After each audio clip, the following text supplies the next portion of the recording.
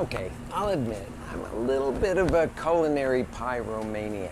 I mean, maybe it's because I grew up in my parents' barbecue restaurant and we cooked over live fire. Or maybe it's just that primitive instinct that no eating, breathing human being can resist. The ancient appeal of anything cooked over live fire. You know, when I opened my first restaurant, I wanted to build that idea just right into the name, so we called it Frontera Grill.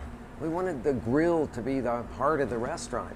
And what little money we had, we invested in this wood-burning grill and a really good hood to go over the top of it. And after 18 years, you know what?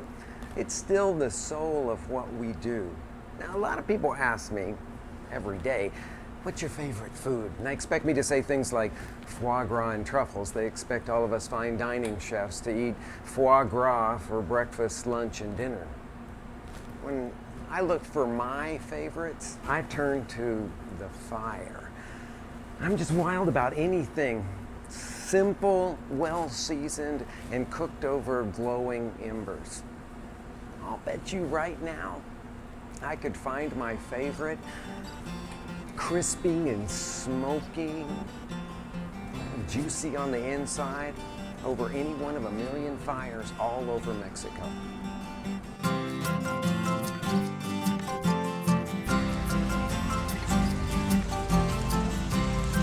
Chicken. Fire. Good. No, seriously. There's something totally and primally satisfying about this kind of cooking. I fell in love with this kind of eating. When my wife and I were living here in Mexico and we were crisscrossing the country, we could always count on roadside chicken, especially the closer we got to the northwestern state of Sinaloa. That's where it's the absolutely most famous. Simple preparation, just split a chicken, open it up, dip it in a flavorful marinade, and cook it over smoldering embers. It's a very simple thing to do. Chicken, seasoning, fire. But there's a trick in the hands of the person that makes it. It's really all about technique.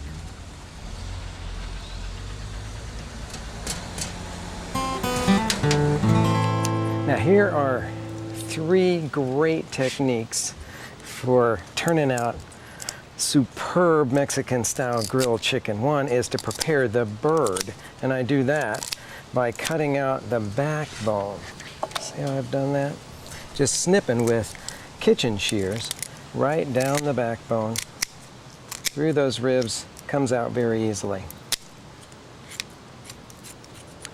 Now, the second part of that is to flatten the breast. I usually break it first with my hand, like that, then give it a good wallop to make sure that it's down, and tuck the little wings, if they're not already tucked, right up underneath the breast meat. Turn the legs in just like that. Spices in that Sinaloa style grilled chicken, roadside chicken, are the critical elements, and they usually start with a pure ground chili. This is ancho powder, about a tablespoon and a half of it. Some Mexican oregano, about a teaspoon. Half teaspoon of Mexican cinnamon, that true cinnamon, teaspoon of salt, and a good pinch of cloves. All that goes into a bowl, along with a little fresh squeezed orange juice, about a quarter of a cup. And then I'm going to add 3 tablespoons of apple cider vinegar. Last thing I'm going to put in here is a little bit of garlic. Very simple, easy to do. And then I'm going to mix the whole lot of it all up into a kind of juicy marinade, to which I'm going to add the chicken. I'm going to be using a gas grill here today, and I got it set up for indirect cooking. So I've got all of the burners on one side and the other on, but the ones right in the middle are all turned off.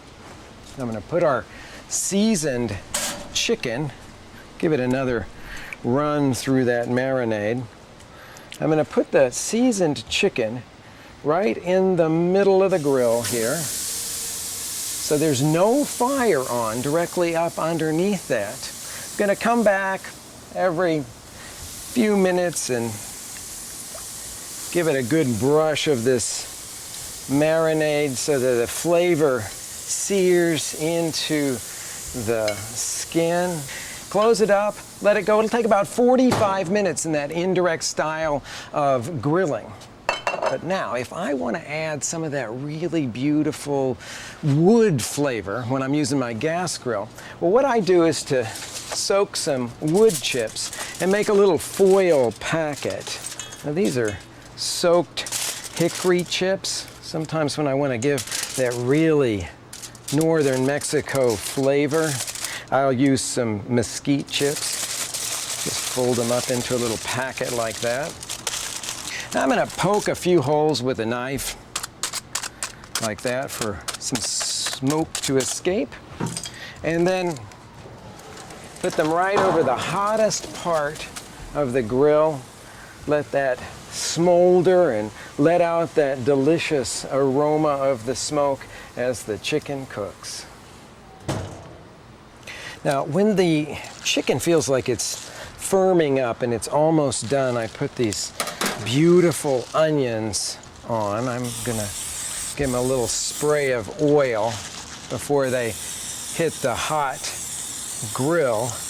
Now, these are those gorgeous knob onions. I bought them at the farmer's market. You can sometimes find it at the little Mexican grocery store here near my house. And you just let those cook over the hotter part of the grill for about 10 minutes or so until they're soft and starting to caramelize.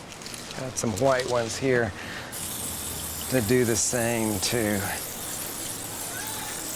When you're ready to serve your roadside chicken, cut it in half right through the breast, then cut the breast from the leg and thigh quarters. That happens very easily.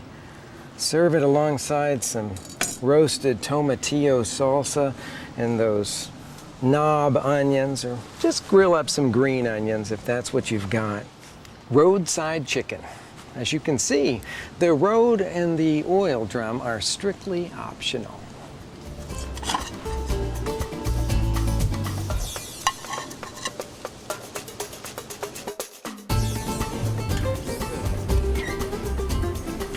If Mexican roadside chicken is that ancient live fire cooking at its best, well, this might just be the ultimate modern experience. It's called tacos al pastor, or shepherd's tacos. If it looks to you a lot like the Greek gyros or the Lebanese shawarma, well, there's a reason for that. You see, I think it came to Mexico with all of the Lebanese immigrants at the beginning of the last century, and then it was kind of reinvented a la mexicana. It started off as a lamb preparation, but now it's become pork that's marinated with a red chili sauce and then layered here with bacon and onions and grilled in front of hot coals with a little bit of pineapple on the top of it. Yeah, look at this beauty. Those crispy little bits of pork, that little bit of pineapple to add sweet acidity.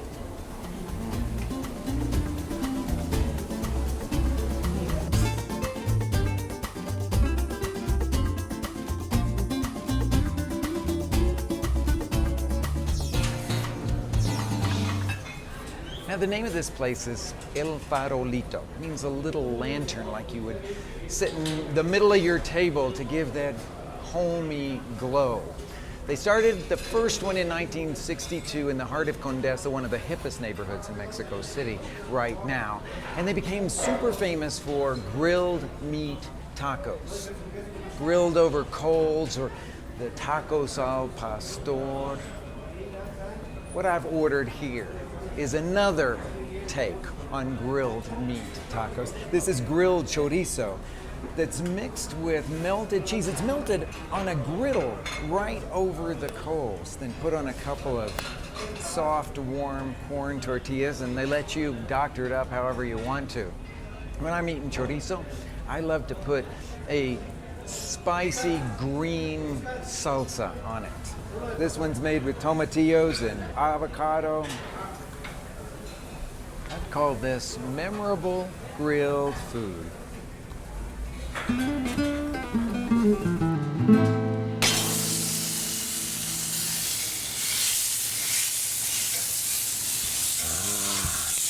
That fabulous savor of Mexican chorizo sausage. I think of it like the bacon of the Mexican kitchen. When it starts cooking, your mouth just starts to water. Now, it's a fresh sausage, so you have to cook it thoroughly. It's not like the Spanish chorizo that's already smoked and cured and all that, and you can slice it up. This is like breakfast sausage. So you just put it on the fire and you start to cook it. It's a beautiful day. I decided to lay my griddle on the grill over there and just cook the whole meal right out here. But I like to add a couple of other things to my chorizo. It's classically done with potatoes, but my surprises are onions and mushrooms to add in with it. You know, they make it so easy for us now. A lot of the grocery stores carry these fabulous woodland mushrooms like the creminis and the oysters, portobellos, and shiitakes, and they already are sliced up when you buy them in their package. We're gonna let this all cook together. That chorizo infusing its flavor into those beautiful mushrooms and that onions until we've got the onions just about translucent, but with a little crunch still left in them. Now, while that's all cooking together, I'm gonna take care of the potatoes. Now, potatoes and chorizo, it's a match made in heaven. Of course, in Mexico, those are the two things people think of together all the time. And now we're ready to add that to our cooked chorizo, onion, and mushroom mix. Now, salsa at its absolute spontaneous best starts with these little green tomatillos. I know you've seen them in the grocery store. You just pull off that papery husk, rinse them off, and then I've quartered them and I'm gonna put them into blender jar, just raw. These aren't cooked at all. Throw in a couple of serranos, only one if you like it not too spicy. I'm throwing everything in raw. A clove of garlic. I'm gonna put some salt in there so the thing is seasoned nicely. Give it a good dash of water and a handful of fresh cilantro. Just tear the stuff right off of the bunch of cilantro and put that into the blender jar. See what I mean by spontaneous?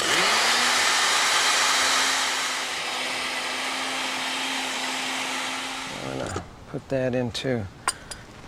See how beautifully green that is? Wow.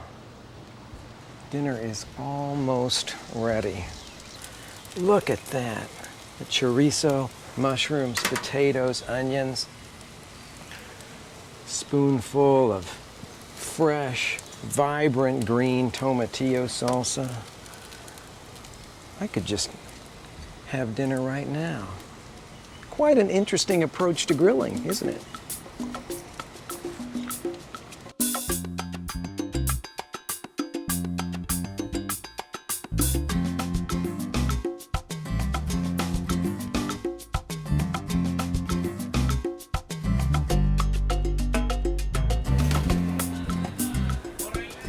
Is this the ultimate live fire food? Well, it's certainly the ultimate kebab cooking. And compared to those spinning spits of the tacos al pastor, it's certainly a low-tech approach.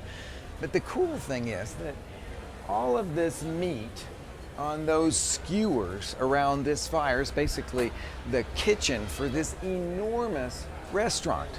It's a type of restaurant you find in Mexico called a restaurante campestre, basically an open-air, countryside, super informal restaurant with dirt floors and a great specialty in meat.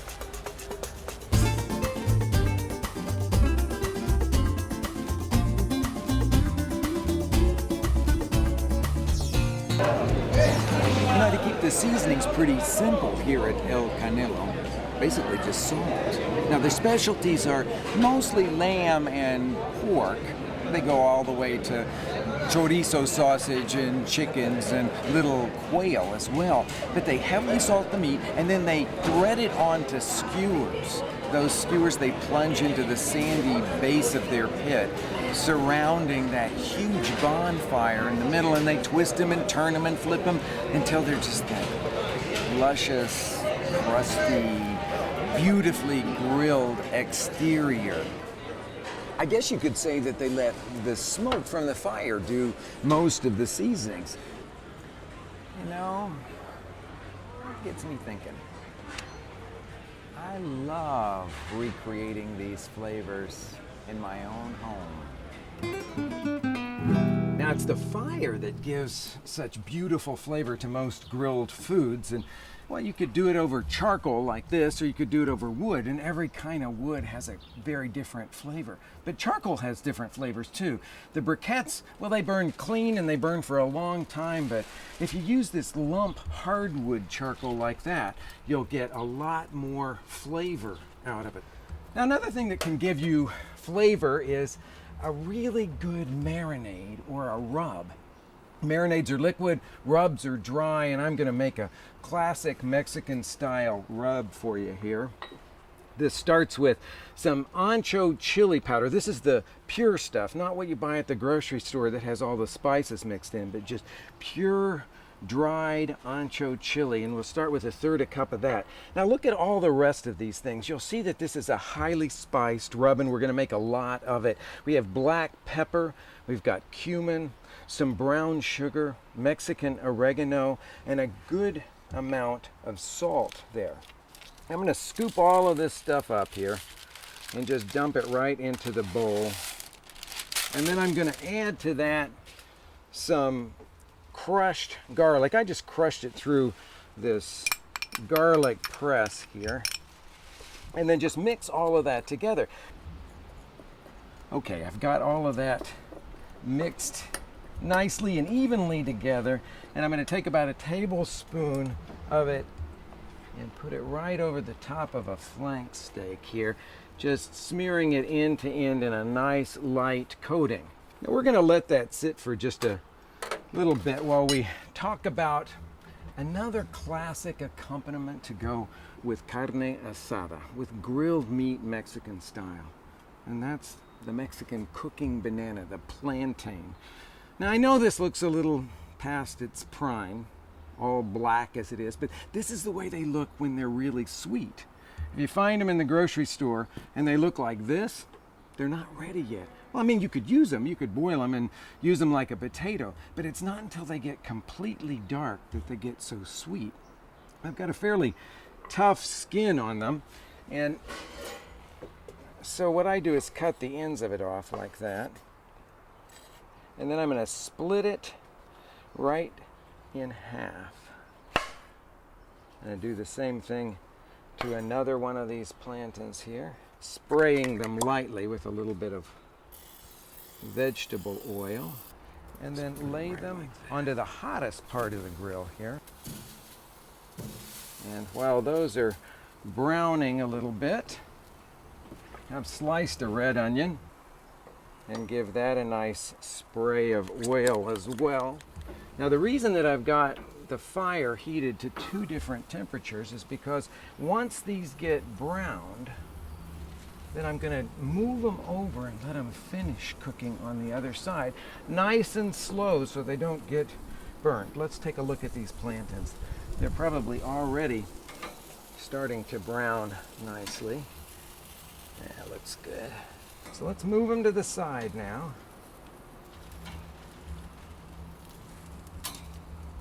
And I'm going to add the meat to it. You know what I'm going to do is to spray just a little bit of oil over that meat. And that'll ensure that it doesn't get stuck. We could let this meat marinate for up to about 4 hours if you want to. It's a nice Mexican style rub that I think you'll find really attractive and delicious, just with a couple minutes marinating time. Now we're gonna let everything cook there for a while. When the onions get browned on one side, I'll flip them over, brown them on the other side, and then move them off to the cool part of the grill while our meat finishes cooking.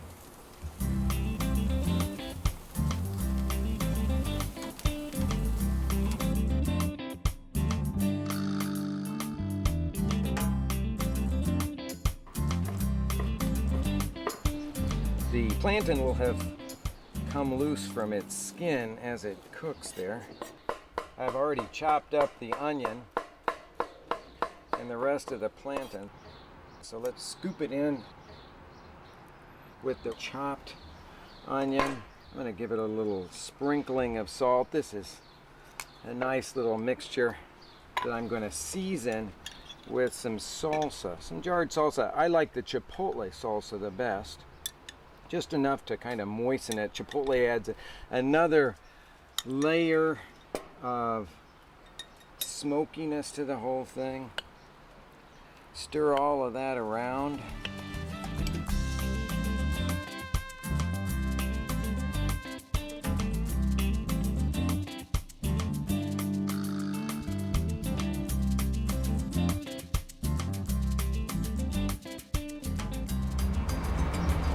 With food this good, who needs a stove?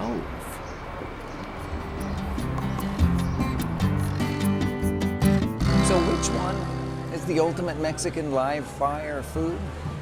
Well, that chicken along the roadside was pretty much simple perfection. But those tacos al pastor, kind of rocked my world. And this lamb and pork wood roasted here at El Canelo, I guess it's safe to say that for me, the greatest is always the last one that I've tasted. Which means that wherever you are, whatever you're cooking, when fresh food meets live fire, life is good. Just keep it real, keep it simple, and keep those home fires burning. Oh, sí, una canción. No, pero primero nos sentamos. Sí, siéntense, nos comemos primero. Gracias. Ah.